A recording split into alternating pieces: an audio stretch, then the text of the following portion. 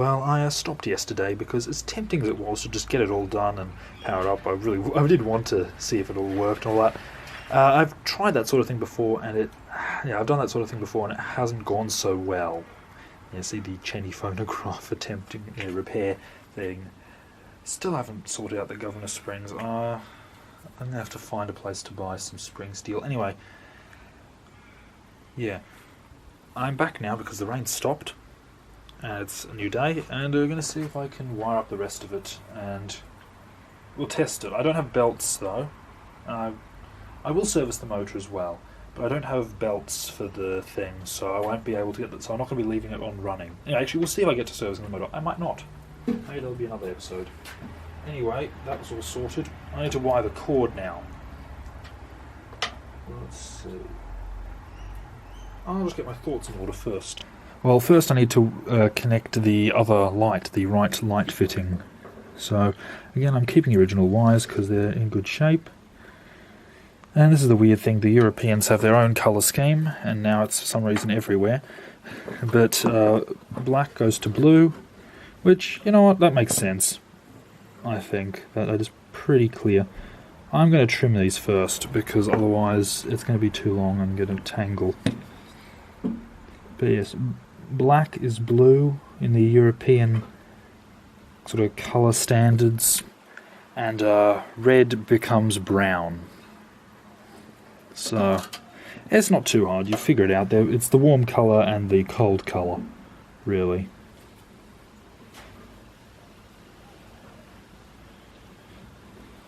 It's just a little weird. You only really see it on power cords. Yeah, with house wiring, they're all still the normal colours, at least here. I do wonder what European house wiring looks like. It probably is in this standard.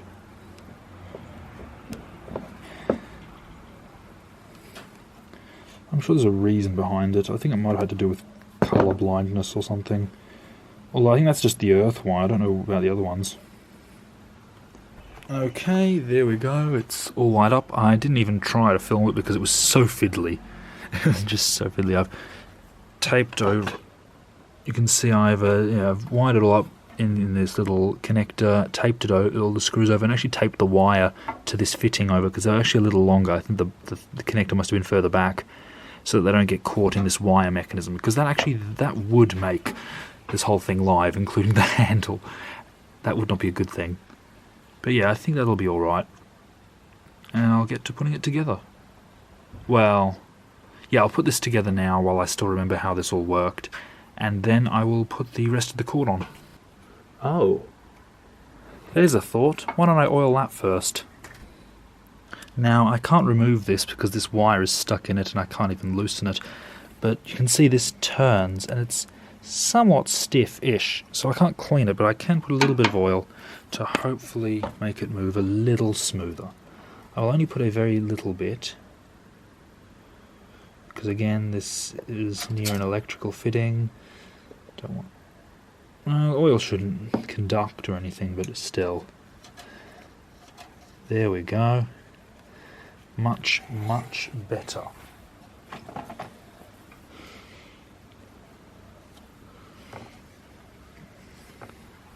Actually, a little oil there is still good because that slides too. Heh.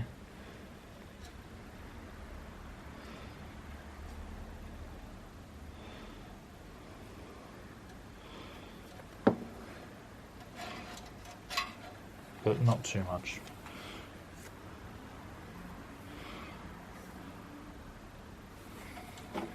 And now back to figuring out this mess of wiring. Well, cabling.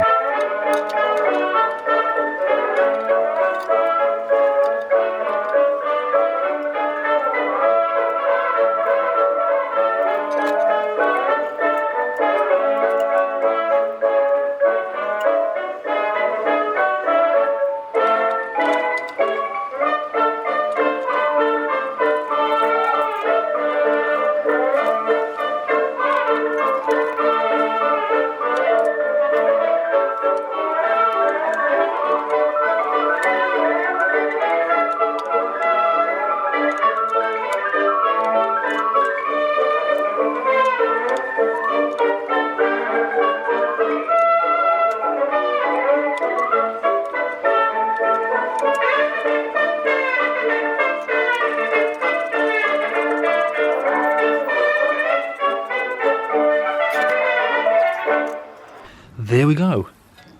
All nice and set up. That was probably even more annoying than the wiring to do.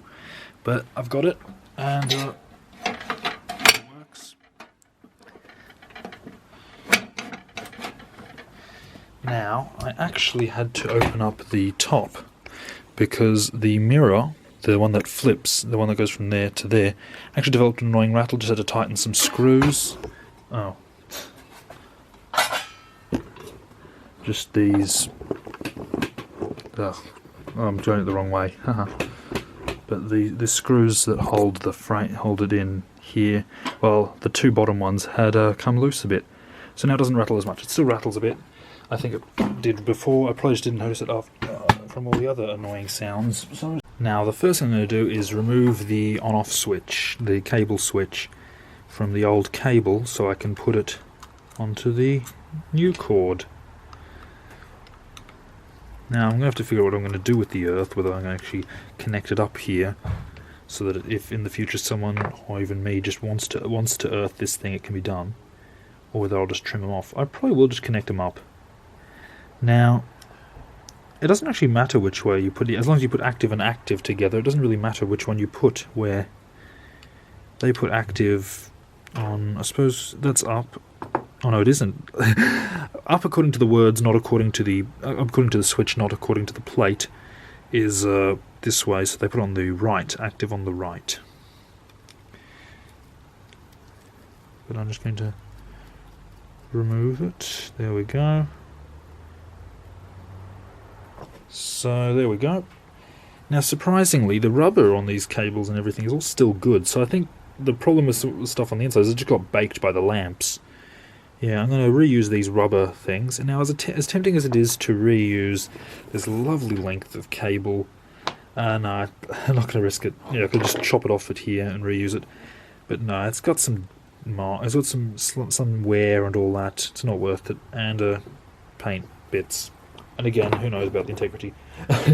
Yet I still use that little scrap of wire. It'll be fine, it'll be fine. Anyway, the one problem with this switch was that it didn't switch. And I'm going to sort that out by cleaning the contacts, and hopefully it won't get stuck anymore, like it is now. So yeah, I'll give it a little clean, and we'll see if that fixes the problem. I don't see any way to actually remove this switch unit. Oh, actually no, it probably won't unscrew these screws. So you know what, let's pull out the switch unit. Do I have a screwdriver that's the right size? We'll remove the whole unit. Now I remember how these screws work now. I'll just put these ones in here so I know. Those ones go for there. And now we've got the earth connectors and their washer. There. The other one. And then we may be able to just remove the whole switch. If it works how I think it does.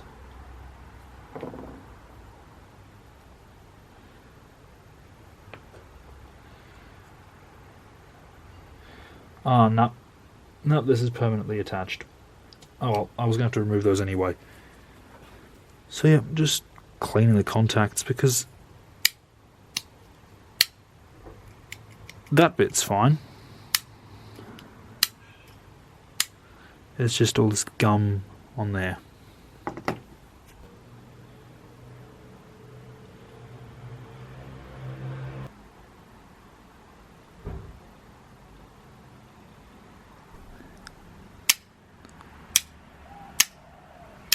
There we go. Works beautifully now. Well, for the most... Oh no, it does. It works so well, I can't even tell it's working. Anyway, I had to sort of douse it in alcohol, and I even ended up going with a screwdriver-wrapped cloth. Yeah, a screwdriver-wrapped cloth. No, a cloth-wrapped screwdriver in between the copper bits. And now it seems to work fine. So I'll connect the wires now. So I said I was going to salvage the rubber, because this is fine. And you just sort of squeeze it in. There we go. And that was for the top piece. So that will go up there. And actually that would be for the cord for the unit. I don't need that anymore, that's useless. This end, however, is still needed. Now the thing, I need to keep these cords get these cords a lot shorter than they are now, which is pretty simple. You just cut them. But first, I think I'll strip them to the. I do need this cord a little longer. Yeah, I do not need to leave very much at all. So the insulation to there. So just a tiny scrap of insulation. So first, I'm just going to trim off the nicked bits, because you don't want damaged insulation. And then just strip the wire. Now this is really easy because this is power cord wire, which is really nice to just strip the insulation off until something gets in the way.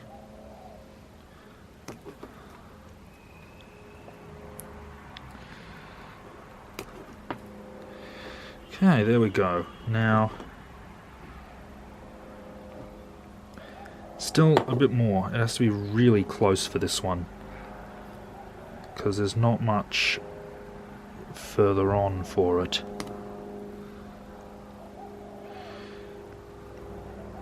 So you really want to get it, which makes it really hard to strip the wire, funnily enough, because there's not much area for the. And I'm going to twist these together now because they're getting tangled. Anyway, seeing someone strip wire is not particularly interesting, so see you in a minute. There we go, put that little wash, I don't know what you call it, a grommet or something. Yep, that's the way it's going to go. I'm going to fold over the earth, and I am going to crimp that on.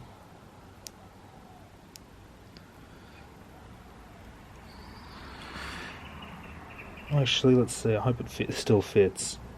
Fold it over. In the end, I just need to crimp it well enough that it doesn't come loose, because it would be very bad if this earth wire started getting caught, it went into the active or something. No, actually it doesn't fit when it's folded over, so I'll just cut it a little shorter.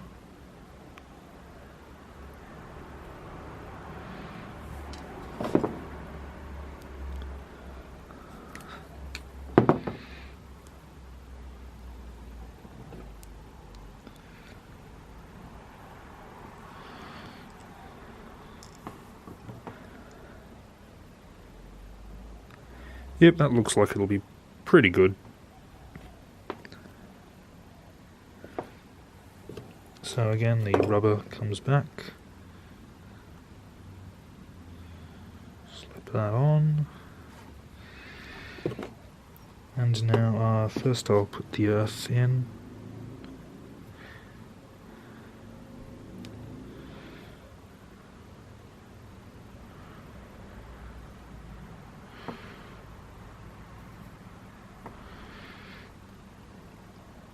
Funny if it doesn't go down, if it won't crimp. Oh, I still need to cut a little shorter. Huh.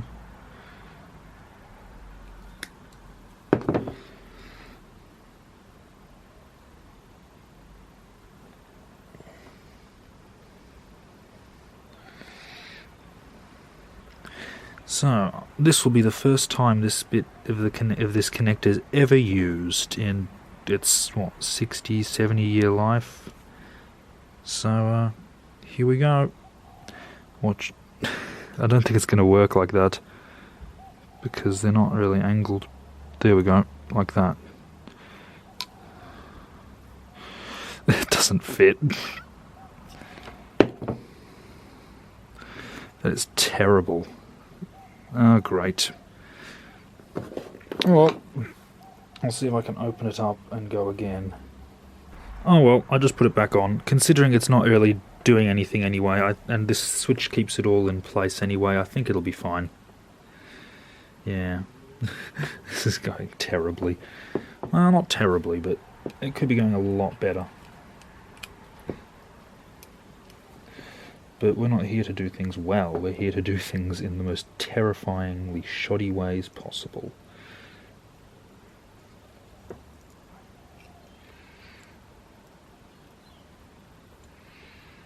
Actually, no, I'm not going to do it that way. The proper way is to loop it so that it connects nicely like that.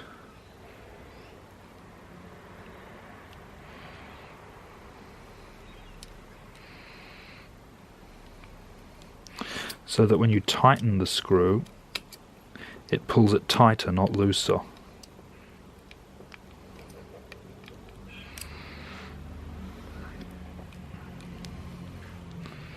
So when I tighten that, it grips it better.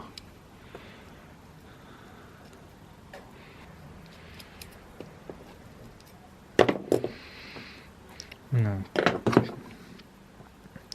See if I can strip a bit more wire off these, because it really needs it.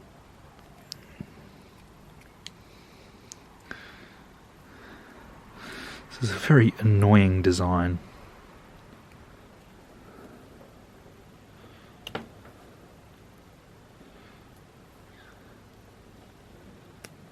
There we go. Now maybe I'll be able to fit it on a bit better. Wrap it around. Push it in a little. And then tighten it down. But first I'm going to bring that red little circle back in before I forget it. I actually see a number has been... I wonder if that number has been pressed in by the unit, by this switch unit, because I know it has a number written in it. It would have been better to have earth at the bottom, the way this is designed, but I wanted to have the active on the right side for some reason, because that's how this one was done, and oh well. Oh, I just realised, I've actually put it the...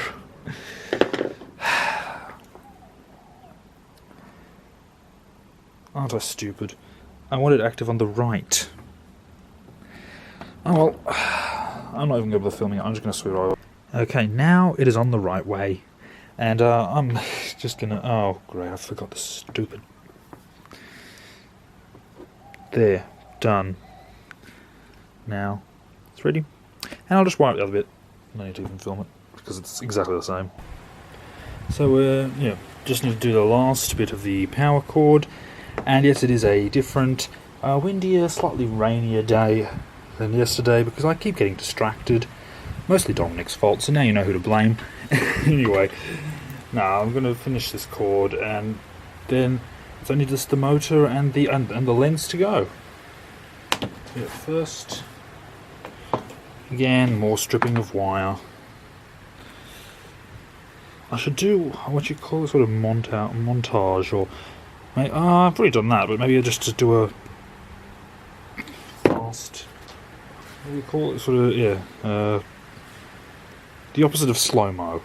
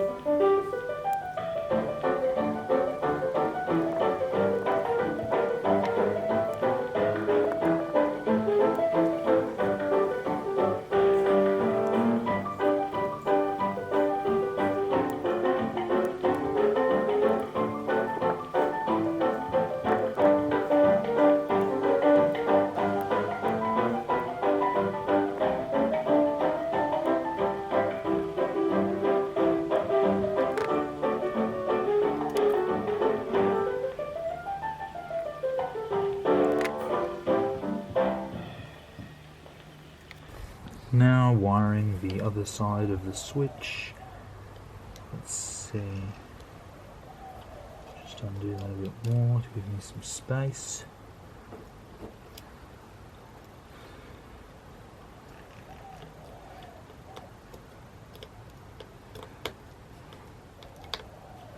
You know what? I'm going to twist that. That's not twisted tight enough.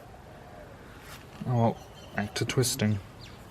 Now, before I forget, I'm going to salvage the other rubber ring from this cord, and I don't need this cord anymore. I will save the Bakelite plug for some other project if I can ever figure out to get it off, but for this I don't need it. So, thread that rubber on there, and that can just go down there for now. And let's see, the earth. Now to make sure it will full fit. Yep. I'm going to trim the earth slightly so the screw can actually go down.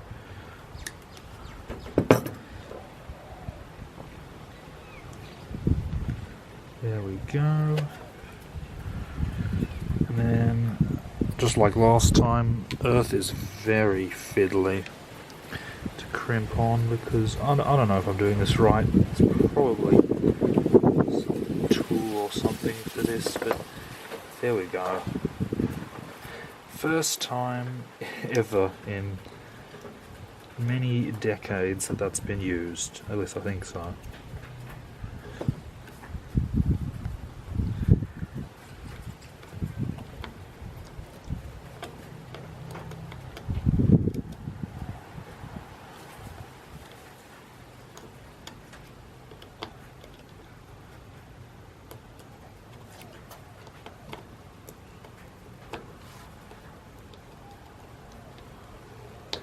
There we go.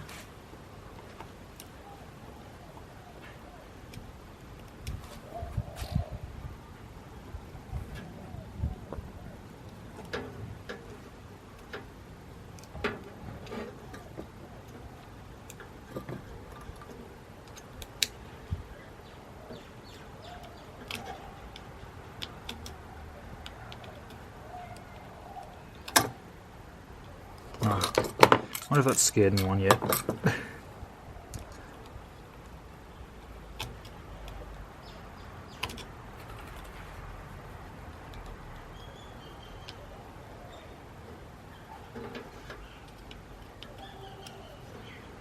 There we go, I'll find that bit of rubber.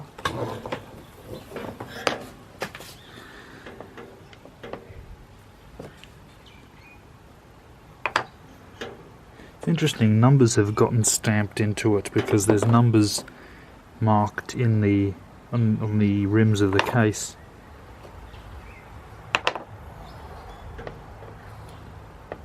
And now those marks are going to be ruined because I've moved everything.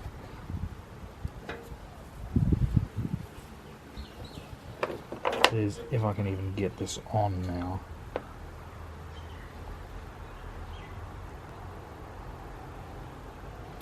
Oh, the earth bit came off.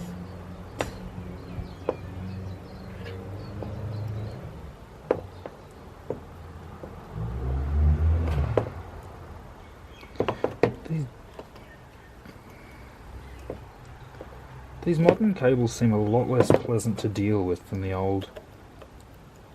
Well, it's because, I suppose it's because the way these are made. It's all just sort of poured on them. There's no cotton in them, because the old cloths, even the old rubber or plastic coated cloths, have the cotton cord on the inside, which gives them some strength. Whereas these modern ones are just solid rubber, so that it's always fighting you. Anyway, back to more fiddly work, getting this annoying little locking washer in. It was a pain last time, it was a pain this time.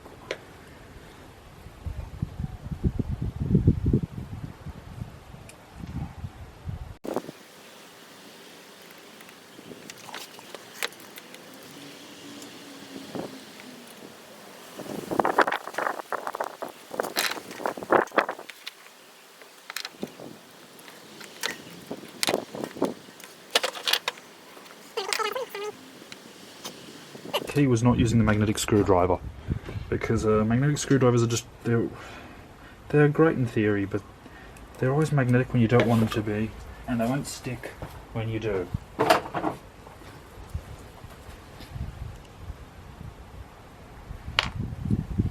of course this is brass, so it doesn't even matter that they're magnetic here.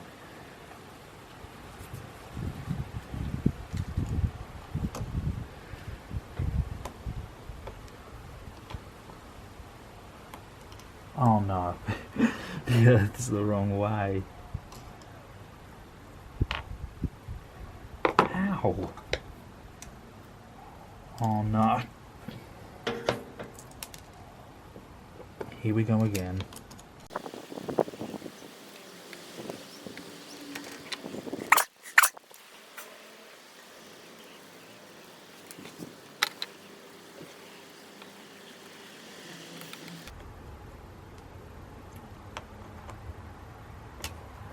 Okay, there we go. Now, if this cord will just behave slightly. Now, for the final part for the rewiring, the cover goes on.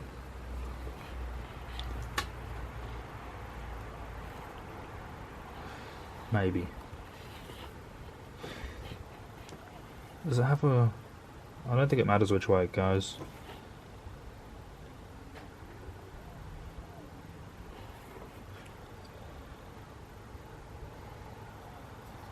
Yeah, there we go. It doesn't matter at all. Where's the other screw? Oh, there it is.